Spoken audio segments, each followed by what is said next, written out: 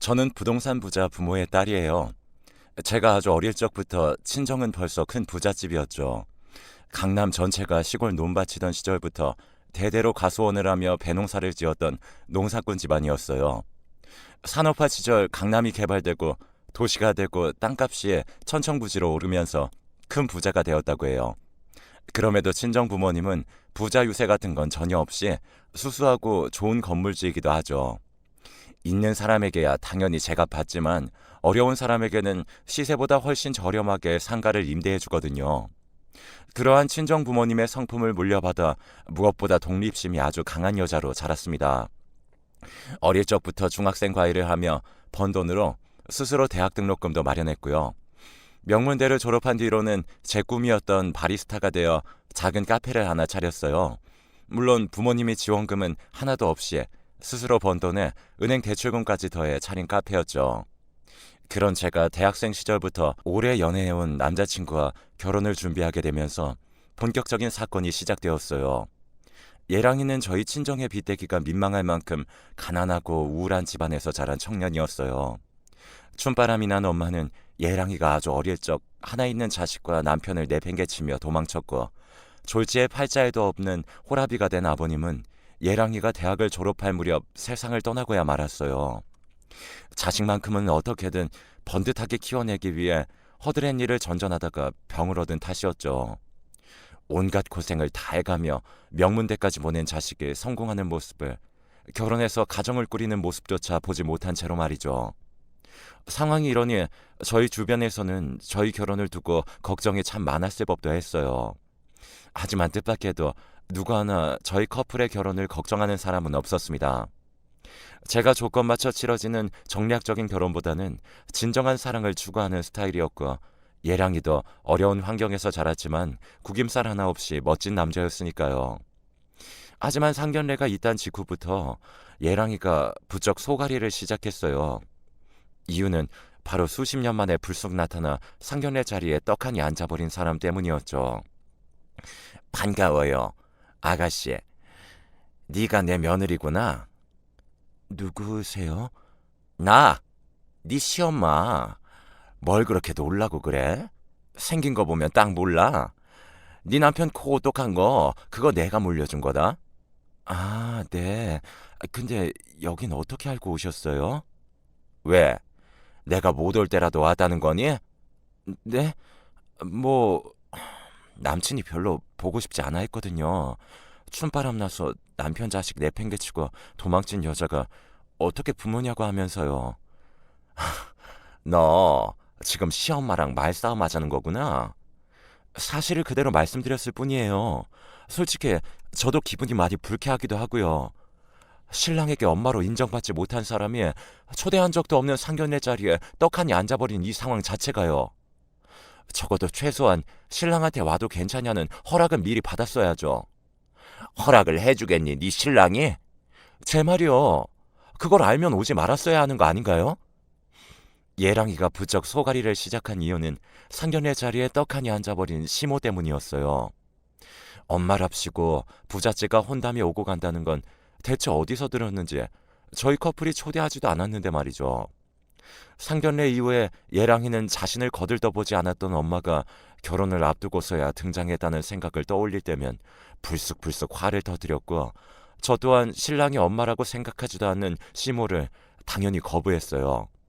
하지만 시모는 저희의 생각 따위에는 전혀 아랑곳하지 않더군요. 뒤늦은 엄마 행세에 자기 멋대로 최선을 다하더라고요. 저희의 결혼을 알뜰살뜰 챙겼죠. 마치 자식을 정말로 사랑하는 진짜 엄마 같은 모습으로요. 그런 시모의 행동을 저희 친정 부모님도 유심히 지켜보았던 모양이었습니다. 저희를 불러다 놓고 말씀하셨죠. 춤바람이 나서 자식을 내팽개치고 야반도주했던 시모에게 사실은 말 못할 사정이 있었을지도 모르니 한번 알아보라고요. 물론 친정 부모님이 뒤늦게 엄마 행세를 하는 시모의 모습에 감동해서는 절대 아니었어요. 부모님 보기에도 시모는 부모 자격 없는 여자였을 뿐이었고, 그래서 자식 부부의 시모를 잘라낼 생각을 하고 있다면 정말 만에 하나라도 있을지도 모르는 시모의 숨겨진 사연을 알아보는 것이 순서였기 때문일 뿐이었죠. 이에 며칠 밤낮을 고민하던 저희 커플은 아주 큰 마음을 먹고 시모와 마주 앉았어요. 그리고 물었어요. 오늘 이 자리에서는 정말 사실만을 말씀해 주셔야 합니다. 저와 신랑이 당신을 용서할 수 있도록요. 혹여 거짓임이 밝혀지면 더는 어떻게 될지 모르겠습니다. 내가 뭘 솔직하게 말해주면 될까? 우리가 당신을 용서해야 할 이유라도 있을까요? 아들 곁을 떠나던 순간에는 차마 말할 수 없었던 부득이한 사연 같은 거 말이죠. 그러자 한참을 생각에 잠겨있던 시모가 대뜸 눈물을 펑펑 쏟기 시작하더니 저와 신랑의 손을 꼭 부여잡은 채로 뜻밖의 고해성사를 털어놓기 시작했어요. 나약한 인간인 나로서는 차마 이겨낼 수 있는 일이 아니었어. 뭐가요? 춤바람이요? 춤바람은 그냥 핑계였지. 기왕 없어지게 될 엄마라면 슬픔보다는 미움 쪽이 우리 아들한테 차라리 나을지도 모른다고 생각했으니까. 그니까요. 슬픔보다는 미움 쪽에 차라리 나을지도 모를 이유라는 게 대체 뭐였냐고요. 나 암이었어. 나 암이라는 진단을 받았는데 가난한 처지에 치료비가 너무도 걱정이 되고, 지금 시절에도 암은 치료비도 많이 들고 낫기도 어려운 병인데 그 시절에는 오죽했으려고. 더욱이 그때의 집안 사정은 끼니 거르기 일쑤였을 만큼 무척이나 가난했었단다. 그래서 도망쳤었다. 가뜩이나 없는 사정에 암 치료비를 데려다가 하나 있는 자식 앞길에 장애물이라도 될까, 그게 걱정이었었지. 그랬지. 그럼 그랬단다. 결국에는 자식을 사랑하는 마음에서 선택한 길이었어요. 도망치면서요? 떠나면서요? 그럼 뭐가 달라질 거라고 생각했던 건가요? 달라질 거라는 기대 같은 건 할 수 있는 상황이 아니었어. 차라리 혼자 죽어 사라져버릴 생각뿐이었지. 근데 사람 운명이라는 게 참 얄궂더구나. 차라리 혼자 죽고 사라지겠다고 사랑하는 내 아들까지 등지면서 떠나왔는데 암이 완치되더라. 치료비 같은 거 없었다면서요. 내가 그래서 우리나라 대한민국을 사랑하는 거잖니. 의료보험이다 뭐다 국가 지원을 받아서 완치되었으니까. 이제 내가 좀 이해가 되니? 아니요, 아직은 아닌데요. 왜? 어떤 지점에서? 완치되었으면 잘 끝난 일이잖아요. 그럼 다시 엄마 자리로 돌아왔으면 될 일을 당신을 완치돼 놓고 평생 신랑을 엄마 없는 자식으로 자라게 만들었으니까요. 아닌가요? 죄책감 때문에. 자식과 남편을 떠났다는 죄책감에 날 평생 남편과 자식 앞에 나설 수 없게 만들었으니까. 그래요. 지금 하신 말 다 사실이고 들은 대로 믿는다고 쳐도 아직 의문이 하나 남네요. 죄책감에 가족 앞에 나설 수 없었다던 사람이 왜 결혼을 앞둔 지금에서야 나타난 거죠? 제가 묻자 시몬은 또 한참을 생각에 잠기더니 이내 더욱더 펑펑 울어가며 거의 예원을 하더군요. 암이 재발되었어. 말길에 겨우 살았다 싶었는데 이제는 꼼짝없이 죽게 생겼더구나. 그래서 나타났어. 죽기 전에 아들 결혼식은 보고 싶어서. 평생 엄마 없는 자식으로 살게 만든 죄를 갚기 위해서라도 결혼식에는 참석하고 싶었어. 그러니 이렇게 부탁하마. 다른 거 아무것도 바라지 않을 테니까 제발 혼주 자리에만 앉게 해줘. 삶의 끝자락에서나마 마지막 엄마 노릇까지는 하게 허락해 주려무나. 그렇게 펑펑 눈물을 쏟아내며 애원하시는 시모를 바라보며 한때 자신을 버렸던 엄마를 향한 신랑의 앙금은 결국 누그러졌어요. 세 식구 하루 한 끼 먹으면 다행이었던 불우한 어린 시절. 고작 감기 하나만으로도 병원 가기 두려웠을 만큼 가난한 집안에 심지어 시모가 걸렸다는 병은 치료비 많이 들기로 손꼽히는 암이었으니까요. 신랑은 그렇게 시모를 향한 원망을 누그러뜨렸지만 저는 시모를 아직 완벽하게 믿기는 어렵다는 생각이었어요. 그래서 시모에게 결혼식 혼주 노릇은 허락하면서도 조건을 달았어요. 친모로서의 기본적인 예우는 충분히 갖출 테지만 그 밖에 특별한 무언가를 바라지는 말라고요. 구체적으로는 명품 예단이라던가 값비싼 폐물 같은 금전적인 대가부터 나아가서는 친정 부모님의 상가에 장사 자리 하나 내달라는 욕심까지 그 무엇 하나 탐내서는 안 된다는 약속이었어요. 시모가 이에 동의하면서 저희 커플의 결혼은 순조롭게 치러질 것만 같았어요. 그런데 그날 대화와 약속 이후로 한동안 잠잠하던 시모가 어느 날 또 갑자기 저희를 찾아와 펑펑 울어대는 게 아니겠어요. 며칠 사이에 무슨 일이 있으셨나요, 어머니? 어머니? 그렇게 받아들이기로 했잖아요. 그치? 내가 네 시엄마 맞지? 그럼요. 근데 무슨 일인데 또 눈물 받으세요? 그게 말이다. 아니야. 내가 무슨 염치로 이런 말을 꺼내겠니? 부탁할 일이 있으시면 말씀해 보세요. 결혼 관련해서 금전적인 욕심을 품지 않겠다는 약속을 어기시지 않는 선에서 들어드릴 수 있는 부탁이면 생각해 볼게요. 돌아보면 내 팔자가 참 기구해요. 네?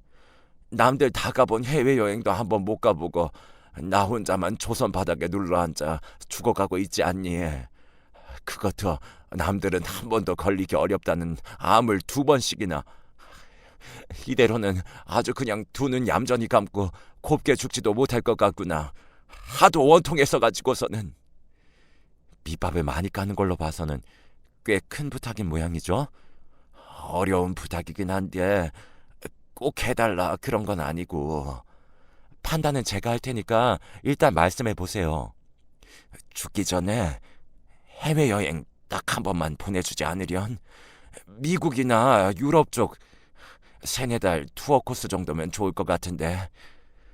갑작스런 해외여행 부탁을 받은 저희 커플은 일단 생각해보겠다는 대답과 함께 돌아섰고 차에 타기 무섭게 신랑이 눈물을 쏟아냈어요. 그런 신랑을 부둥켜 안은 저의 눈에도 눈물이 멈추질 않더라고요. 시모가 안타까웠죠. 그때 저희에게는 의심의 결을조차 조금도 들지 않았어요. 머리에 보자기를 둘러쓴 채로 나타난 시모가 머리카락이 정말 한 가닥도 없는 상태였거든요. 마치 항암치료 부작용으로 탈모를 겪고 있는 환자처럼 말이죠. 심한 탈모 증세를 보이던 시모의 모습을 떠올리며 저희 커플은 결국 시모의 마지막 소원을 들어주기로 했고 시모에게 결혼식 직후에 양가 합동 가족여행으로 해외를 다녀오면 되겠다고 제안했어요.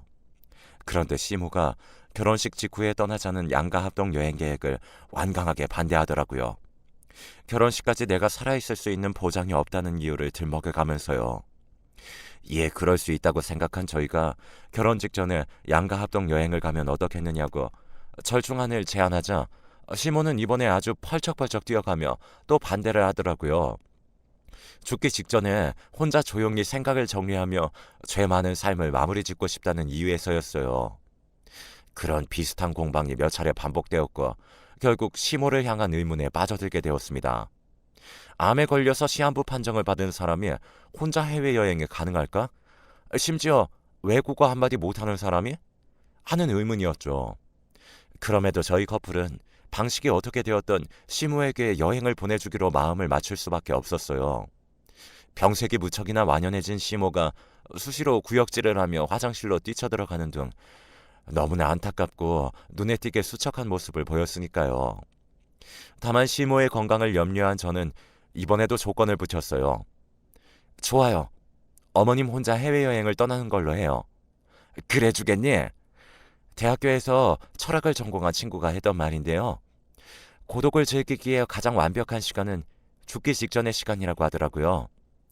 잘못도 많았고 고난도 많았던 어머니의 삶 혼자서 조용하게 잘 정리할 수 있도록 배려하는 거니까 대신에 저희 조건도 꼭 들어주셔야 합니다.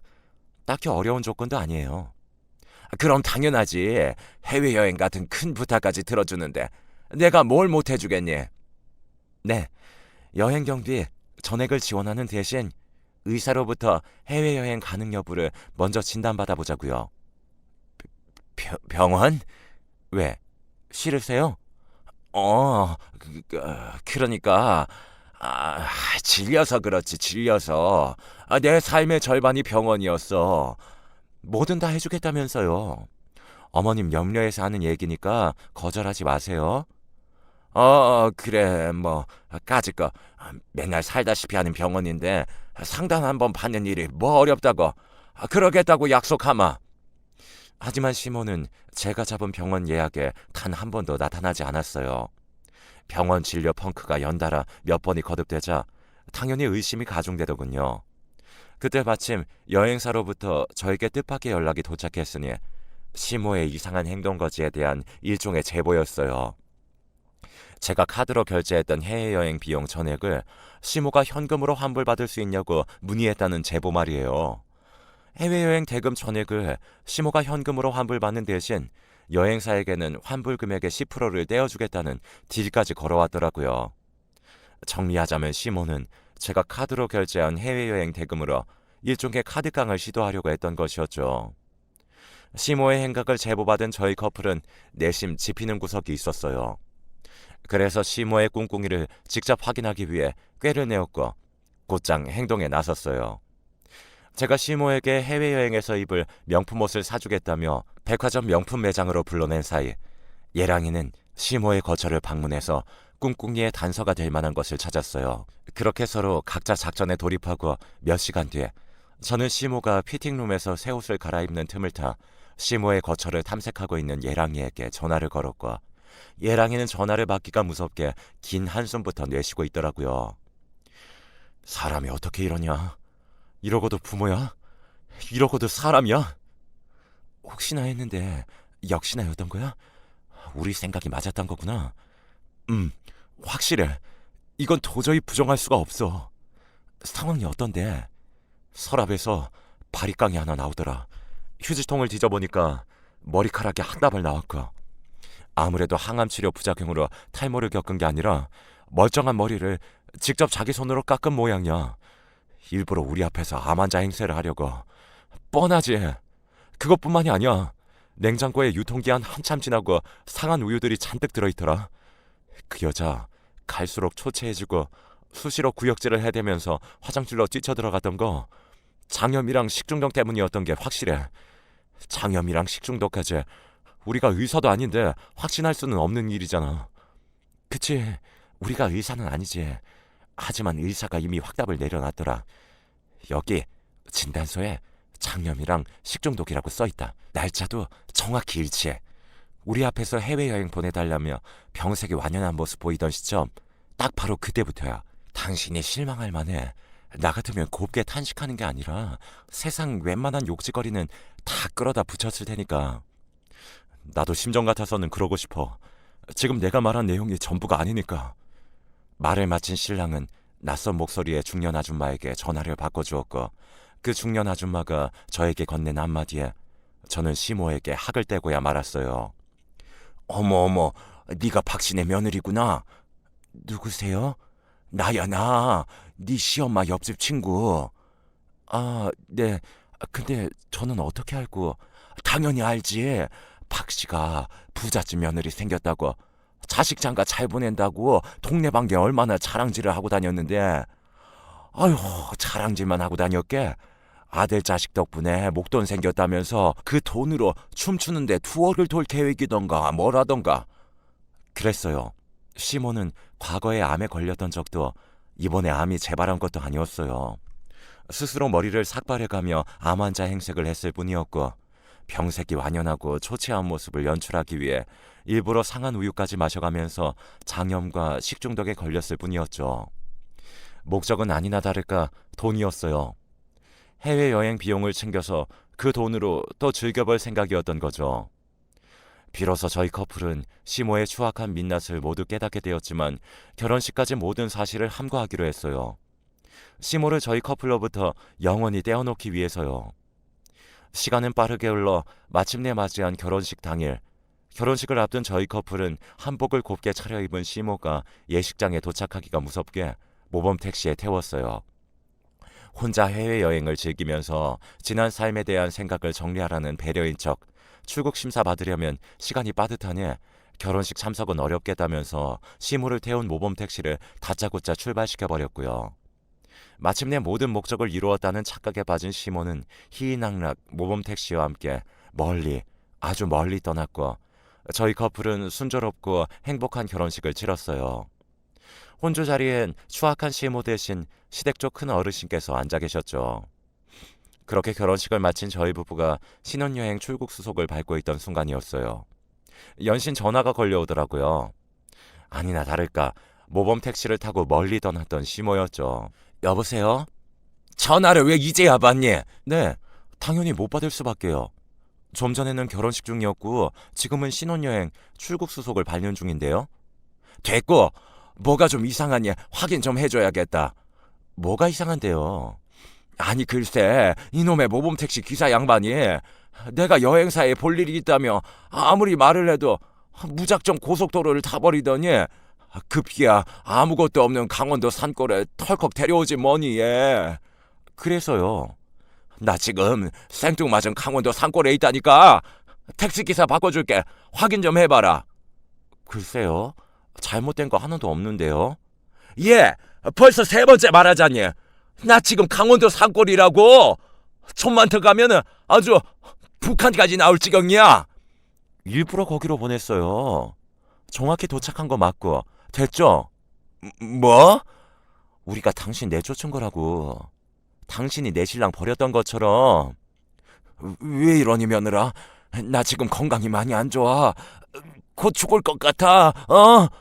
암 아닌 거 알아요. 바리깡으로 머리 깎고 일부러 장염에 식중독까지 걸려가면서 암 환자 사연팔이 했던 거 다 안다고요. 그러니까 꼴 가짜는 수자 그만 부리고 이쯤에서 떨어져 나가는 게 어때요? 그게 무슨 소리니? 세상 어느 누가 함부로 자신의 목숨을 핑계로 연기를 하겠어. 이건 모함이야. 누군가가 나를 음해하려는 것이 분명해. 아니, 당신이 진짜 대단한 사람인 줄 알아요? 얼마나 대단한 인간이길래 그런 식으로까지 준비해가면서 사람을 속입니까? 기사님한테 여행사에 들리자고 했던 이유는 뭔데요? 여행사에 볼 일이라는 게 대체 뭔데요? 내가 대신 대답할까요? 해외여행 비용 현금으로 환불받아서 먹고 튀려는 생각 아니에요? 결혼식 빌미로 남편 낳아준 엄마라고 사돈이라는 핑계로 우리 친정한테서 한복 뜯어낼 생각으로 암 환자 행세까지 해가면서 수십 년 만에 접근했는데 그걸 초장부터 확 막아버려서 어쩔 수 없이 해외여행 핑계로 그 돈이라도 챙겨가려고? 맞나 보네요. 이런 말이 있어요. 때로 침묵은 가장 훌륭한 긍정이다. 제가 말을 마치자 남편이 전화를 넘겨받았고 남편이 여보세요 한마디 하기가 무섭게 시모가 모범 택시비만이라도 대신 내주면 안 되겠냐고 애걸복걸 했습니다. 하지만 시모의 추악한 민낯을 직접 목격한 남편은 길고 길었던 시모와의 악연을 끊어내었어요. 택시비는 출발 전에 벌써 지불했어요. 너까지 매정하게 굴지 말렴. 난 엄마잖니. 널 낳아준 엄마. 그래요. 그 낳아준 값은 지불한 모범 택시 값이야. 그 택시비로 퉁치고 다신 연락하지 말아요. 아들 승준아, 내가 왜 당신 아들이야? 당신 손으로 따뜻한 밥이나 나한테 먹인 적이 있어? 아님 졸업식 때 꽃을 한 송이를 안겨주기로 했어. 아니잖아. 당신은 내 평생에 없던 사람이잖아. 평생을 없던 사람이 엄마랍시고 불쑥 나타나서는 암 환자 행세까지 해가며 외동아들의 마지막 추억까지 짓밟으며 했던 추악한 사람이잖아. 나 당신 아들 아니고 당신도 내 엄마 아니니까 제발 좀 내 세상에서 사라져요. 비행기는커녕 모범 택시라도 한번 타본 것만으로도 감지덕지하면서 곱게 사라지라고요. 알겠어요? 그날 남편의 모습은 그 앞에서 지켜보는 제 가슴이 다 미어질 만큼 아프고 슬퍼 보였어요. 하지만 어쩔 수 없는 선택이었지만 시모와의 사건을 겪으며 저희 부부는 분명하게 깨달았거든요. 시모는 상종해서는 안 되는 추악한 속물이라는 사실을요. 이후 저희 부부는 작은 카페를 함께 운영하며 성실하게 살아가고 있어요.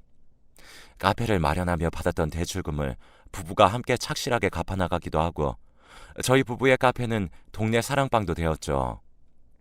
어렵고 외로운 어르신에게는 무료 커피와 한 끼 든든하게 먹을 수 있는 샌드위치 또는 토스트를 제공하고 카페 영업이 끝난 뒤에는 학원으로 돌변하기도 해요.